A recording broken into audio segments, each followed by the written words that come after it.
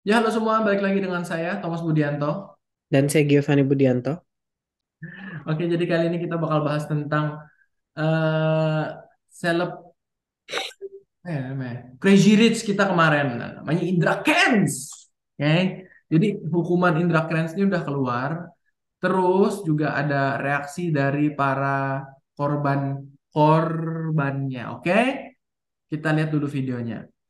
Menyebut hal yang memberatkan vonis adalah Indra Kents menikmati uang hasil kejahatannya dengan berfoya-foya dan hidup mewah. Menurut Hakim, Indra Kents malas bekerja untuk mendapatkan uang. Hakim juga menekankan perbuatan Indra telah mengakibatkan kerugian besar bagi para trader di Indonesia. Menarik di sini adalah pendapat dari Hakim, pertimbangannya adalah menyebutkan bahwa para korban ini diindikasikan sebagai pelaku 303, ya seperti itu. Itu hal yang sangat menarik sekali.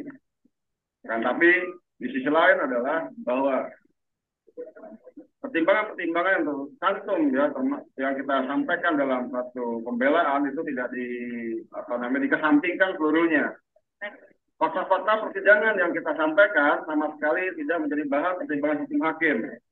Pertama, ya kan, tidak ada satu ya, uang yang mengalir dari para korban ke rekening Indra. Itu pertama. Kedua, seluruh uang korban. By the way, rambutnya lucu banget ya liatin. Kayak lepek ke depan terus melengkung-lengkung di depan. Aduh.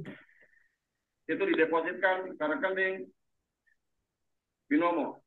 Keempat, dalam pembuktian yang kita ajukan terdapat ya akun link referralnya Indra Kusuma yang hanya isinya itu sebesar 3,5 miliar rupiah, 231.000 US dollar. Oke, itu tadi. Jadi dia tidak terima ya. Ini pengacaranya ya. Ya, ini ya itulah. Terus ini kita lihat video satunya. Tangis histeris korban Binomo karena aset Indra Kent diserahkan ke negara. Ini yang mau bahas deh sebenarnya. Hmm, itu yang banting-banting laptop ya. Iya, ya, yang penting-penting laptop. Divonis 10 tahun dan 5 miliar. Majelis Hakim memutuskan semua aset sitaan dari Indra Kent dikembalikan ke negara. Hal itu disampaikan Ketua Majelis Hakim Rahman Raja Guguk di Pengadilan Negeri Tangerang, Senin. Woi, Raja Guguk.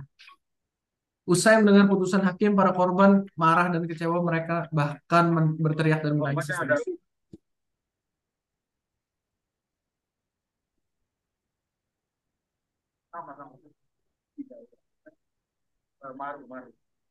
Para korban hadir lantas berdoa suara lantang minta keadilan di tengah halaman pencipta langit dan bumi. Ayo, ngomong.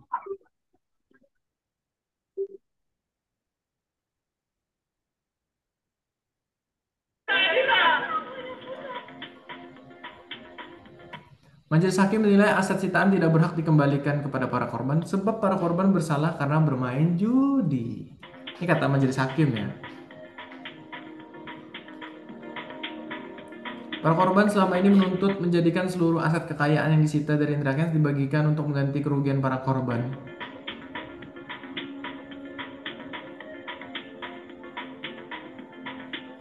Pasalnya sebagian besar para korban mengaku uang itu didapatkan dari hasil meminjam uang kepada sanak saudara, menjual properti, menjual tanah, berutang kepada keluarga, dan lain sebagainya. Ya, jadi yang mau Koko bahas sebenarnya ini deh. Menurut Dede seperti apa? Apakah, oke, gimana? Menurut yang hukuman Indra Kents dulu deh, gimana menurut Dede? Saya nggak, kalau saya nggak salah ya, Indra Kents ini pertama dalam kasusnya itu sama kayak kasusnya gini. Para penegak hukum pun kalau saya nggak salah itu mencari-cari pasal yang bisa dijeratkan ke Indra Kents. Tapi karena Indra Kents ini itu menyebalkan menyebalkan publik, jadi dia harus ditahan dulu supaya karena ini kan kasus kapan hari udah besar. Jadi dia yang ditahan dulu, setelah itu dicari-cari untuk pasalnya gitu loh. Karena Indra Kents ini kan jadinya sebagai afiliator. Ya, Karena dia afiliator juga bingung mau dipakai pasal yang mana gitu loh. Karena dia bukan penyelenggara judinya juga gitu loh. Sebenarnya kan kalau afiliator juga bukan cuma Indra Kents. Banyak YouTuber dan konten kreator yang dia juga tahu cukup terkenal tapi nggak seheboh Indra Kents ini dan beberapa orang lainnya karena dia yang paling menyebalkan kebetulan. Itu juga mempromot Binomo dan kawan-kawan yang saat ini udah jadi masalah. Hmm. Jadi saya sendiri juga pada posisi yang kayak orang ini nyebelin, memang orang ini nyebelin banget ya, dan sepertinya dia memang harus di stop juga. Cuman kayak pasal yang mana yang mau dikenakan ke dia itu loh. Karena Ya, semua afiliator harus kena dong berarti. jadi dia didakwa UU ITE sepertinya deh.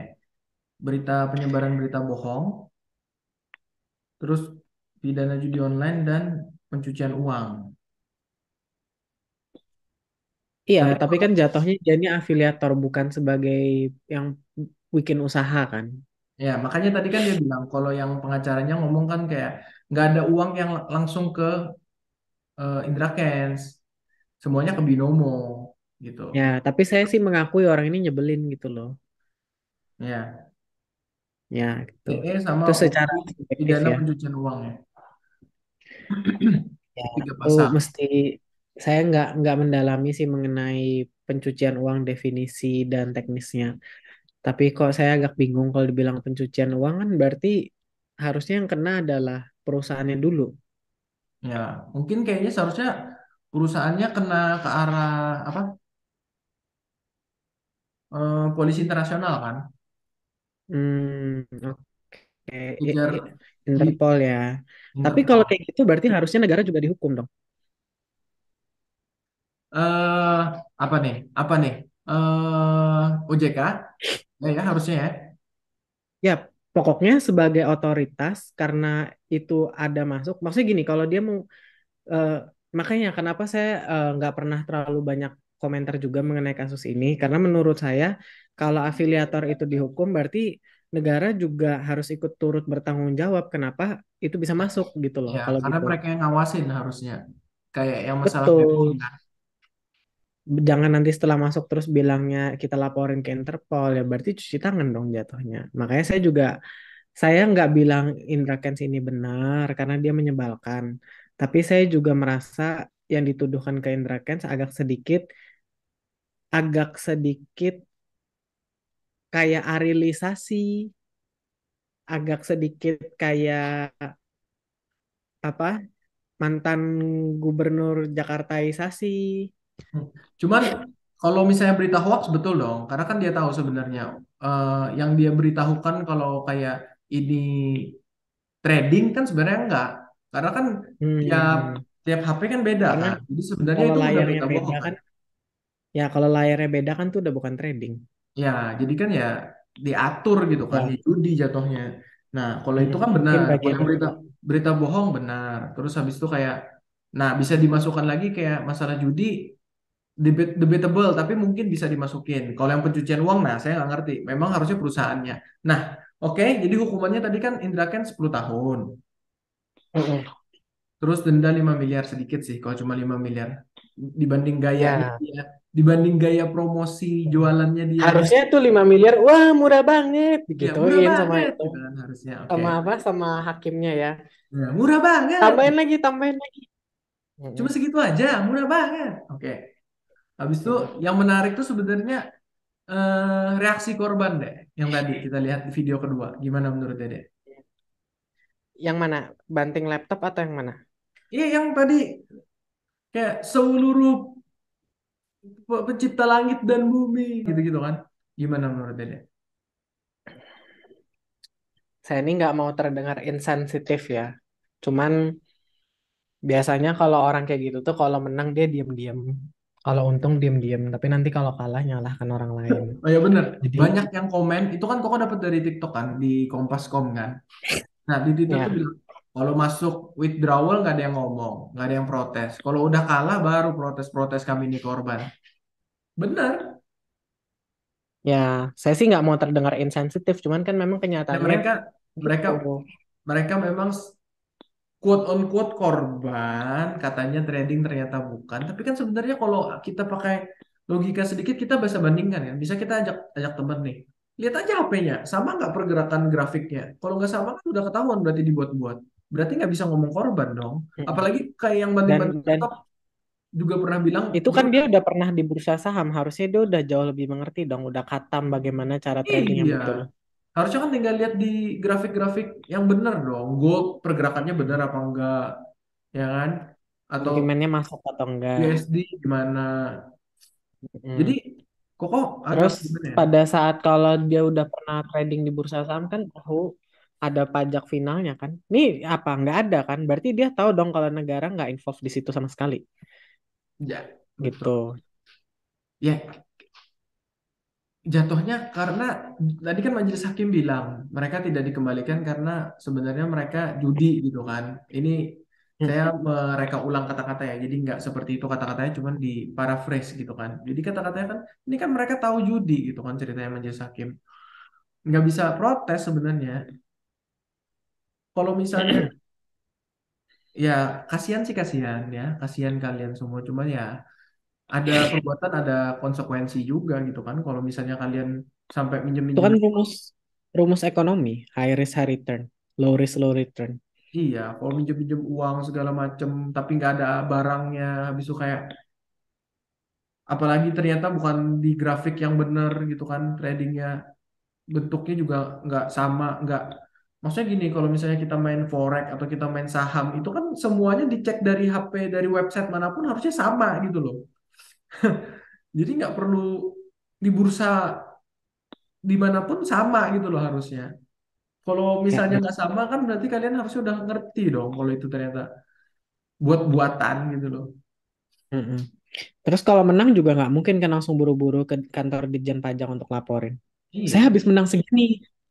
Pajaknya berapa? Kan nggak mungkin. Iya.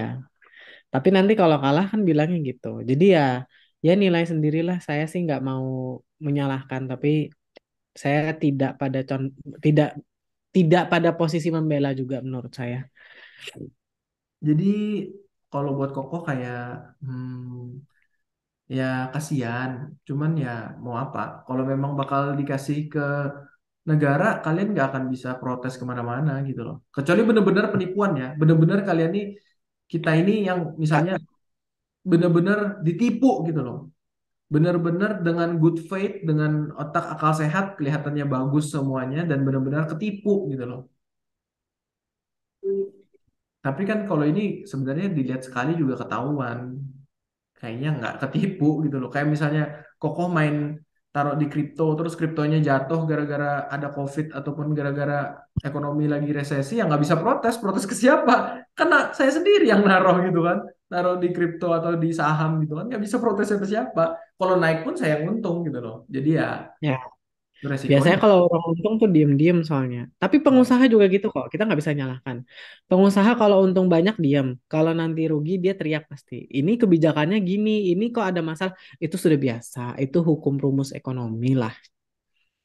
Iya, cuma maksudnya kalau misal nggak dia, kalau nggak sesuai kehendak ya nggak ada gunanya kalian mau sujud-sujud di depan pengadilan sampai 1 bulan juga di situ juga nggak ada gunanya. Nangis-nangis di Mm-mm. depan pengadilan nggak ada gunanya ya teman-teman. Ini pelajaran buat kita semua, oke? Ada lagi, Dek? Mm-mm. Em, jadi gini, saya tuh sebenarnya agak bisa memahami sih sebagai otoritas pembuat kebijakan itu regulator tuh juga kesusahan untuk memfilter satu persatu seperti yang kita pernah bahas mengenai pembuatan video-video asusila. Itu kan kita pernah bahas. Kesusahan juga buat regulator. Tapi akhirnya filter pertama dan paling utama tuh di diri kita sendiri gitu loh. Kayak katanya siapa ya Om Deddy rasanya tuh pernah ngomong terlepas dari apapun Om Deddy kan juga memang orang pintar jadi dia pernah ngomong bahwa when something is too good to be true maybe because it is Ya. Ya, jadi kita harus gitu. yang bisa ngelindungin diri sendiri ya diri sendiri. Pertama harus ada tanggung jawabnya sendiri gitu kan. Misalnya Kokoh bawa-bawa uang 100 juta, di kampung gitu kan yang banyak premannya, terus Koko dibegal orang diambil duit 100 juta, ya polisi juga bilang, lah ngapain bawa-bawa duit 100 juta di kantong kresek, habis itu di tempat yang rawan gitu kan. Kalau Terus hilang Koko ya teriak-teriak pencipta langit dan bumi. iya, gak ada gunanya ya kan. Siapa yang suruh bawa uang atau misalnya Kokoh nggak usah ngomong bawa itu deh, bawa uang. Kokoh pakai kalung perhiasan besar gitu kan, emas tebel, terus ada berliannya besar, atau pakai gelang yang bling-bling gitu kan. Terus dibegal orang ya, mau mau gimana ya kamu yang bawa kok. Kalau ya Hmm. memang seharusnya tidak boleh ada begal. Tapi kalau kena begal ya, ya tunggu begalnya ditangkap. Kalau nggak dijual dulu barangnya, kalau nggak dihabisin uangnya. Kalau udah habis uangnya mau gimana? Ya kan, jadi itu tanggung jawab masing-masing. Itu sih pelajaran kita ya, tanggung jawab masing-masingnya harus harus kuat gitu. Kita orang Indonesia jangan teriak-teriak doang gitu ke orang lain gitu, karena nggak, orang lain nggak bakal bantu sebenarnya. Kecuali ada ini ya. Betul. Mm-mm. Betul, betul. Oke. Ada lagi deh, Udah itu aja sih. itu aja ya. Jadi pelajarannya kali ini adalah balik lagi self accountability lah. Jadi kayak tanggung jawab kita kemana gitu, accountable. Oke. Sampai sini dulu videonya. Jangan lupa subscribe, like, dan komen videonya. See you at the next video. Bye-bye. Bye.